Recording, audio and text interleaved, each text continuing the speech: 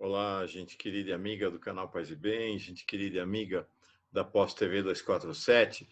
Eu sou Mauro Lopes. Este é mais um programa Paz e Bem, o programa Paz e Bem de número 594. Hoje é sexta-feira, 10 de julho de 2020. Hoje estou menos sorridente. Eu não sei, eu que sou tão alegria, todo tempo tão alegria, não que não Não que não esteja alegre, não que não haja uma alegria de fundo que sempre tenho, mas não sei, na preparação desse Paz e Bem já estava aqui ajustando o relógio para marcar o tempo. Não queria me perder hoje. Eu que já me perdi tanto na vida. Eu que às vezes ando tão perdido.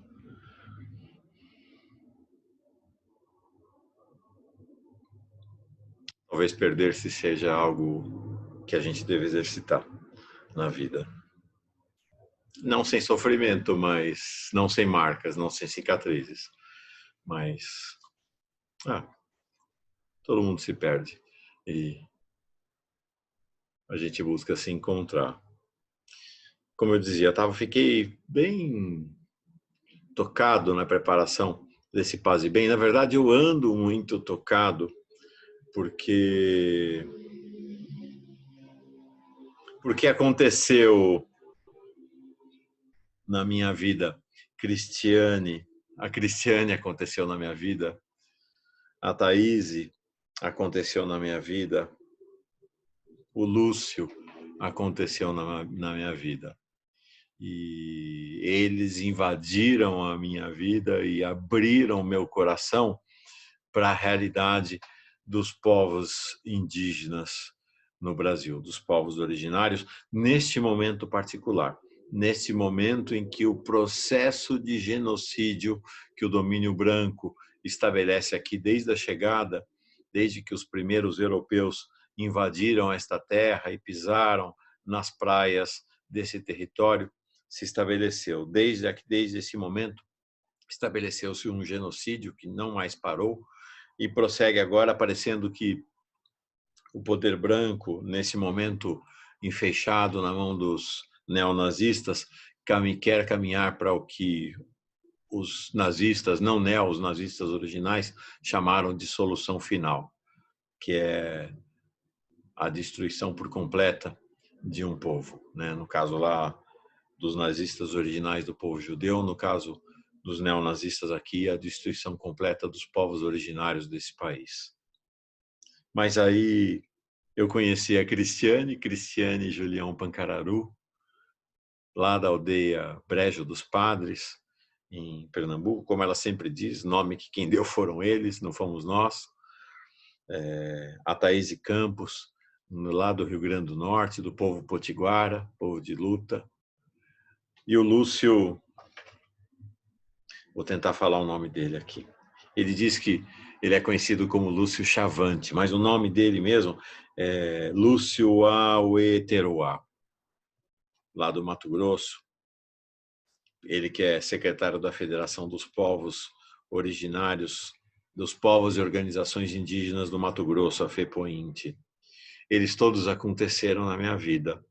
E com isso eles têm aberto a cada semana meu coração para a luta, para a realidade, para a maravilha, para a beleza dos povos originários desse país. Sim, na Pós TV 247, eu tenho o privilégio de ancorar o Giro das 11, e o Giro das 11 tem sido um lugar de reunião, né, de mulheres feministas pretas, do povo preto desse país, dos povos originários desse país,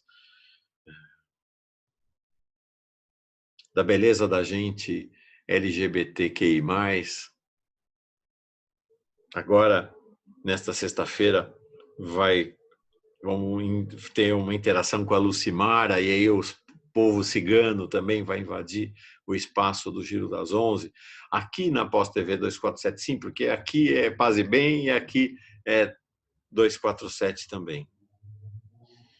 Então, eu tinha tomado essa decisão um pouco antes, né, da pandemia, quando a gente fez a mudança da programação da Pós-TV 247, de incorporar todos os povos que fazem esse grande povo brasileiro.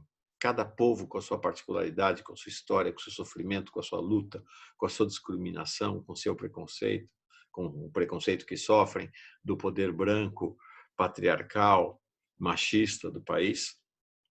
E aí os povos, tudo começou com o povo preto, especialmente as mulheres pretas, e aí depois, aos poucos, os indígenas e as mulheres indígenas vieram a aportar no Giro das 11. E meus olhos, meu coração se abriu.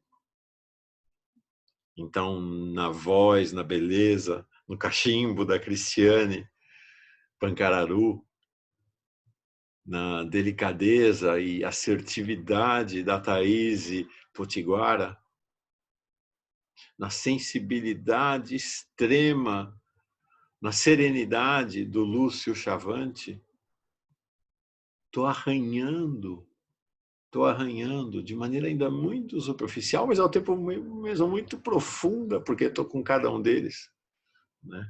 A riqueza, a beleza, a diversidade, a maravilha dos povos originários deste país. Tem sido uma jornada fascinante e, para mim, tem aberto também um tempo de muito chorar, de muito sofrimento com eles. Porque o que está em curso nesse momento é uma aceleração do genocídio. Os povos indígenas que vieram ao longo dos últimos anos, especialmente durante os 13 anos de governos do PT, se recuperando, houve um crescimento expressivo da população dos povos originários nesse país, apesar de uma enorme subnotificação do IBGE. Há uma subnotificação flagrante nos censos brasileiros, mas houve um salto nos últimos anos, desde os governos, na verdade, desde a Constituinte, né, nos últimos 30 anos, houve um salto, os povos indígenas saltaram de 0,2% da população brasileira para 0,4%. Hoje são 850 mil declarantes como pertencentes aos povos originários desse país. Uma maravilha o crescimento dessa fatia do povo brasileiro, né, da beleza do povo brasileiro. Mas os números, eles têm esta beleza e eles, ao mesmo tempo, denunciam a crueldade do que está acontecendo e o massacre que, nesse instante, está acontecendo com os povos originários do país durante a pandemia do coronavírus. Eu separei alguns números aqui. Até a quinta-feira, dia 9 de julho, ontem, portanto, havia 12.777 indígenas, homens, mulheres, velhos, crianças, infectados pelo coronavírus, notificados. Muito provavelmente há muito mais do que isso, como está acontecendo com todo o povo brasileiro. 455 mortos. E a identificação, então, de infectados em 127 povos indígenas no país. Bom, qual é a característica, como os números denunciam, evidenciam e denunciam para nós o massacre que está ocorrendo? Sim, porque se os povos indígenas representam 0,4% da população, é quase o dobro a quantidade o percentual dos atingidos pelo coronavírus. Então, como eu disse, se os povos indígenas, 840 mil indígenas, representam 0,4% dos 210 milhões de brasileiros e brasileiras, os 12.777 infectados, notificados, representam 0,75%, quase o dobro quase o dobro percentualmente, em relação ao total de infectados do país, que é de 1.700.000. Era até a quinta-feira. Os 455 mortos dentre os povos indígenas representam também quase o dobro da sua representatividade no total da população brasileira. São 455 mortos até a quinta-feira, contra 69 mil mortos em todo o país. Portanto, 0,7%, quase 0,8%. Então, praticamente o dobro.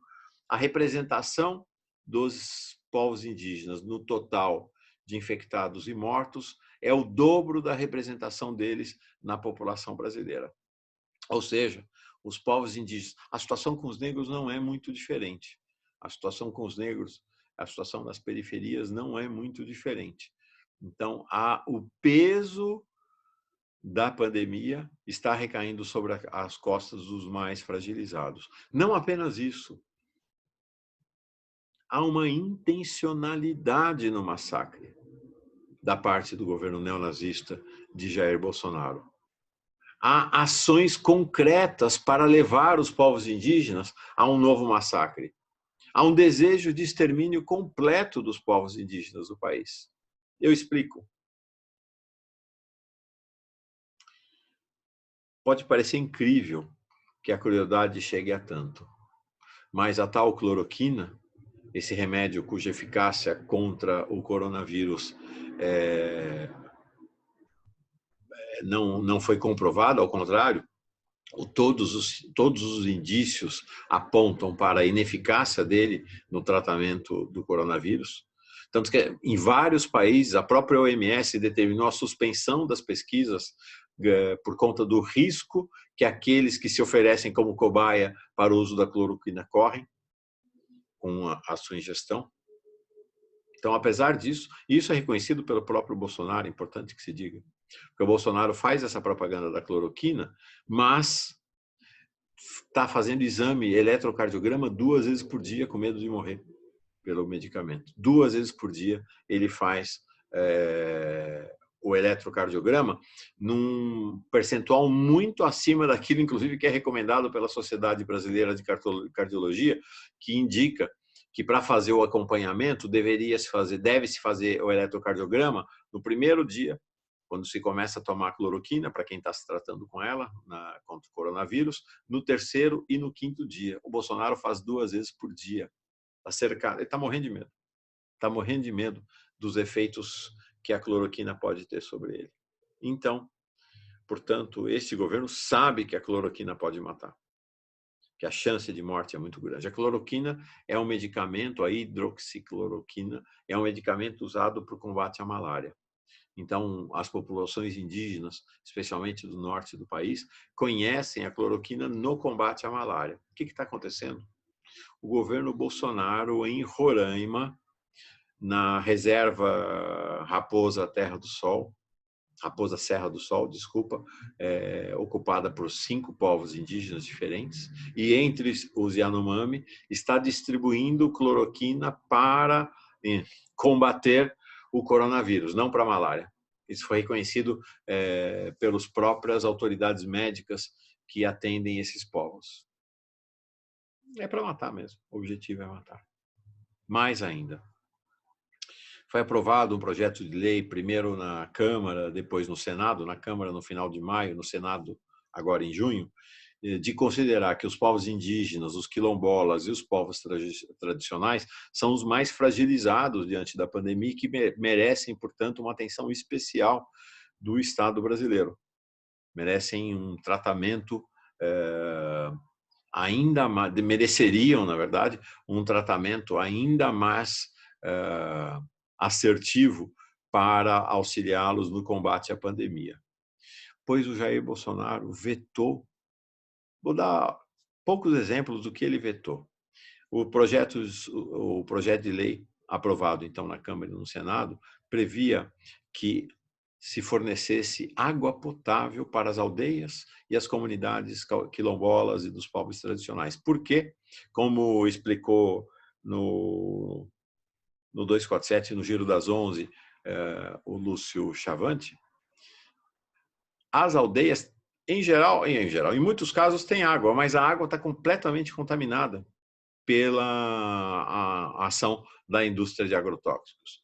Então, os indígenas, os povos indígenas, e da mesma forma os quilombolas e os povos tradicionais, em muitos casos, têm enorme dificuldade de acesso à água potável e já se sabe que a água é um elemento fundamental para o combate ao coronavírus, que há necessidade de se lavar as mãos e de se verter água intensamente para o combate ao coronavírus. Pois o Bolsonaro vetou. Então, o governo brasileiro se desobrigou de entregar água potável nas aldeias. Havia no projeto a decisão de que o governo deveria distribuir equipamentos, instrumentos, máscaras nas aldeias e nas comunidades quilombolas e dos povos tradicionais, pois o Bolsonaro vetou. Havia a previsão de instalação de hospitais de campanha nas aldeias, compra de ventiladores, de respiradores, o Bolsonaro vetou. Havia a previsão de que houvesse prioridade ao atendimento aos povos indígenas, quilombolas e povos tradicionais do auxílio emergencial, prioridade no atendimento. O Bolsonaro vetou.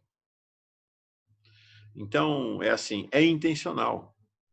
Não é algo que é o coronavírus que está cuidando. Não, não é o coronavírus que está cuidando. O governo brasileiro de corte neonazista está fazendo exatamente o que o governo nazista fez na Alemanha. Há desejo de uma solução final, como se chamava na Alemanha, em relação aos judeus. Há desejo de uma solução final em relação aos povos indígenas. A intenção desse governo é liquidar com os povos indígenas. Para quê? Para liberar as suas terras para a exploração das mineradoras, das indústrias do agribusiness e outros interesses dos grandes grupos, especialmente estrangeiros. É dramático. É dramático. Assista, eu recomendo. Toda semana. A Cristiane, Thaís, o Lúcio, até outros representantes dos povos indígenas, estou convidando para participarem do giro. Tem ido lá falar. Tem hora que aperta o peito, sabe? É um nó na garganta, é um estômago embrulhado de ver a que estão submetidos os povos indígenas desse país. A foto, que é a capa desse Paz e Bem, que aqui eu anotei, são parentes, são provavelmente um pai e uma filha da tribo Cocama, lá do Amazonas, chorando a morte do seu cacique, o cacique Messias, morto pelo coronavírus. Meu, é de rasgar o peito essa foto. De rasgar o peito essa foto.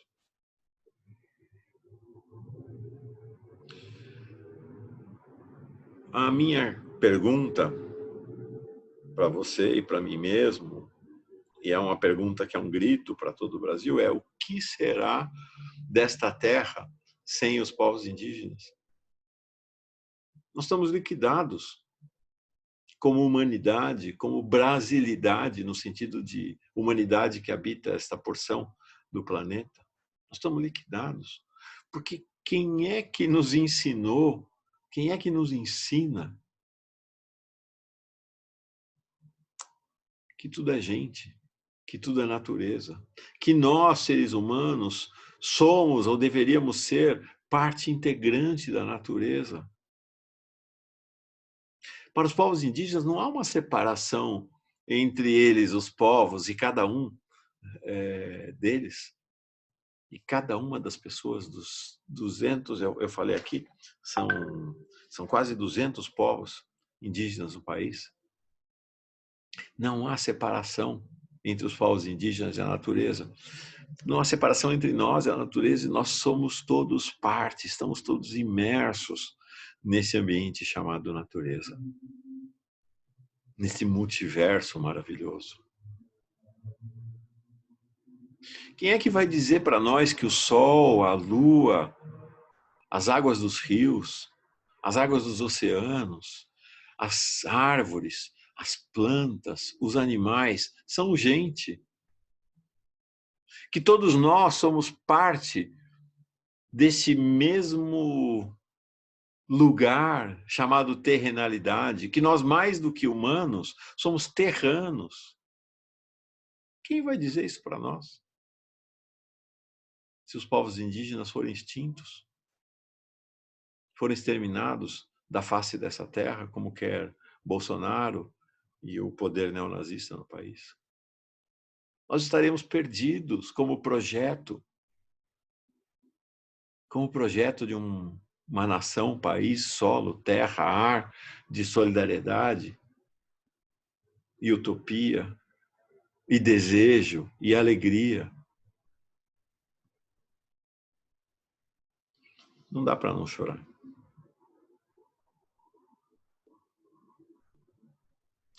Mas também não dá para não lutar. Porque esse é um canal Paz e Bem, é um canal de espiritualidade. É o nosso espírito que está em risco. É o espírito dos povos indígenas que deve habitar o espírito e o coração de todos aqueles que fazem parte do povo brasileiro. Não dessa turma, não das elites, da elite branca, machista, colonial, homofóbica.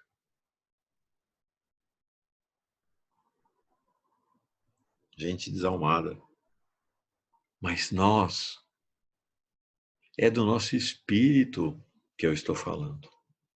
Esse espírito que habita as florestas, que habita o ar, que habita as águas, que habita entre nós.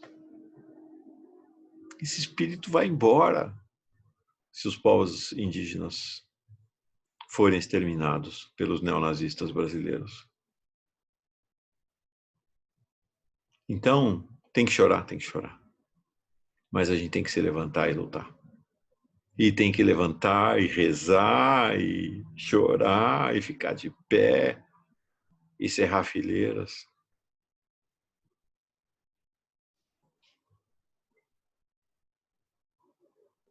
Que cada um de nós possa fazer isso. Do seu jeito. Do seu jeito. Do seu jeito. Na medida da sua possibilidade. Se cada um de nós pelo menos abrir o coração, abrir os olhos, respirar, entender que aqueles que não são indígenas falam do lugar que é um lugar de invasor e que é preciso, é urgente, é necessário deixar esse lugar do invasor para o lugar do invadido, para o lugar do fraterno, para o lugar do solidário, para o lugar do amigo. Eu fui convidado nesta quinta-feira para integrar um grupo Chavante, um grupo de WhatsApp dos Chavantes e seus amigos irmãos. Até chorei quando fui convidado. E pelo Lúcio Lúcio Chavante. A pessoa que me convidou disse assim: ele pediu para te convidar porque ele já sente você como parente.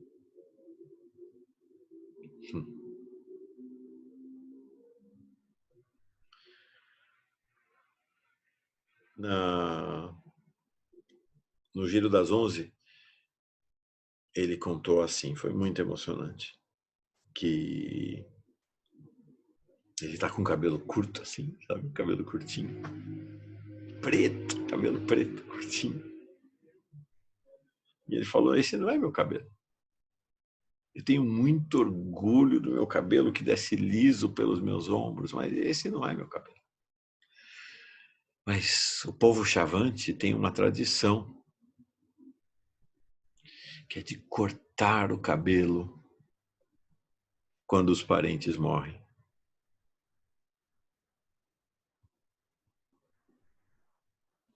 E faz meses que ele e praticamente todo o seu povo só fazem cortar o cabelo. Só fazem cortar o cabelo. Porque seus parentes não param de morrer. Então, eu vou silenciar. Vamos silenciar. Você também silencia. Um minuto. Um pouquinho só. Para É.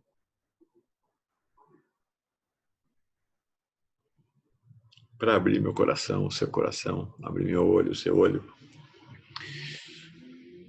Aqueles que são nossos professores de vida, né? Os povos originários desse país.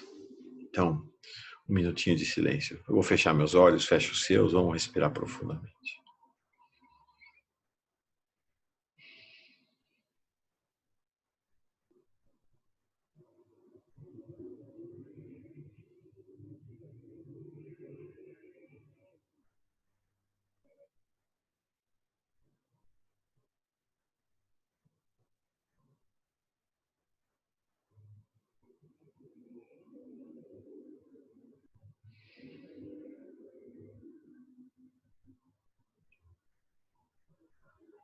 Que aprendamos dos nossos professores e professoras dos mais de 200 povos indígenas que existem nesta terra, nesta nação, e que cerremos fileiras com eles para impedir a solução final imaginada pelo governo neonazista de Bolsonaro. Que lutemos para preservar o espírito de cada um, cada uma, não apenas deles, povos indígenas, cada uma de nós. Sem os povos indígenas, perderemos nosso espírito. Lutemos por ele. Lutemos pelos povos indígenas. Choremos com eles. Paz e bem.